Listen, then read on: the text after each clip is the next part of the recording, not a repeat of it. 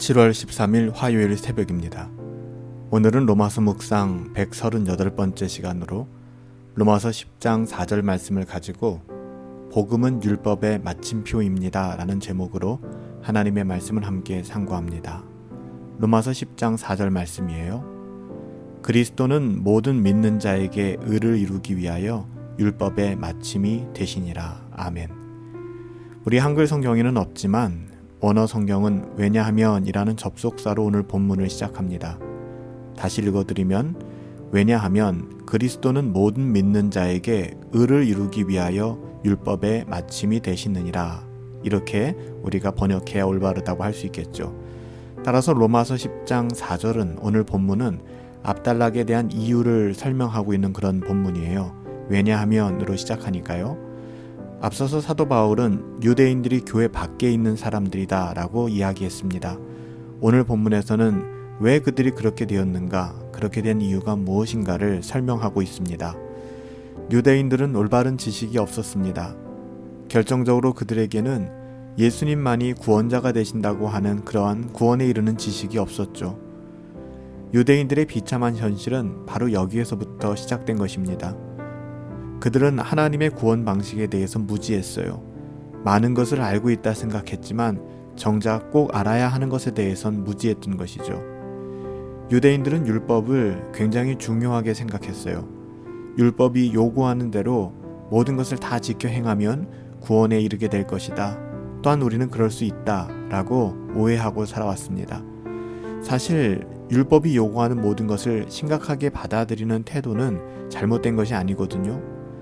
어떤 의미에서 구약에서 가장 중요한 사건은 하나님께서 모세를 통해 율법을 주신 그 사건 아닐까요? 율법은 그만큼 중요합니다.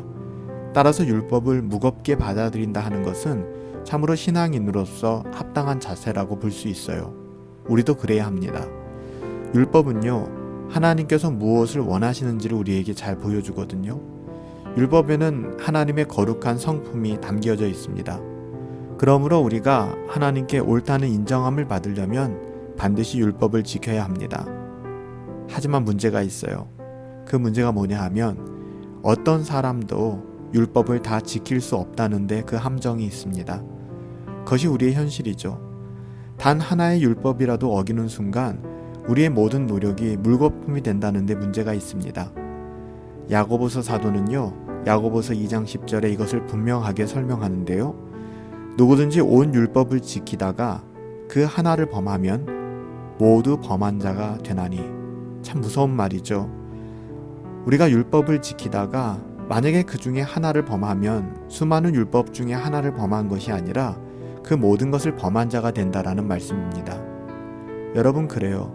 그래서 우리에게 은혜가 필요한 거예요. 바로 이것 때문에 예수님이 오신 것입니다. 예수님이 오셔서 율법의 마침이 되신 것이죠.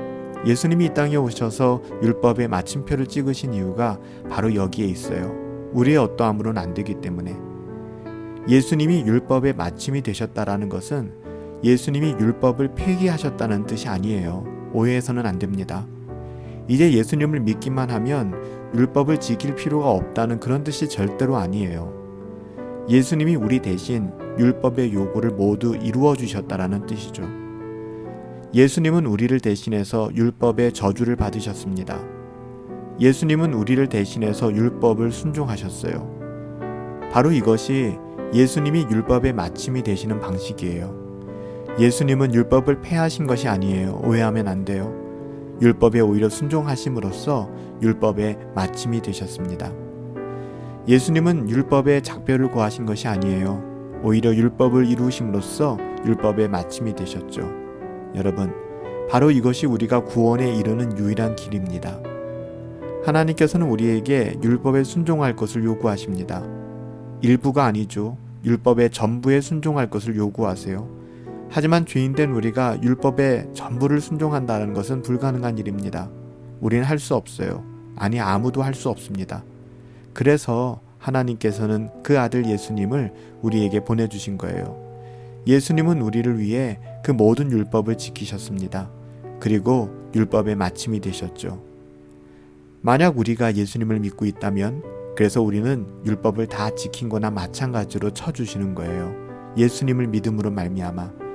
만약 우리가 예수님을 주로 영접했다면 우리는 용서받았으며 의롭게 된 거예요. 우리는 예수님 안에 있으며 그 안에서 우리는 하나님의 자녀가 된 것이죠.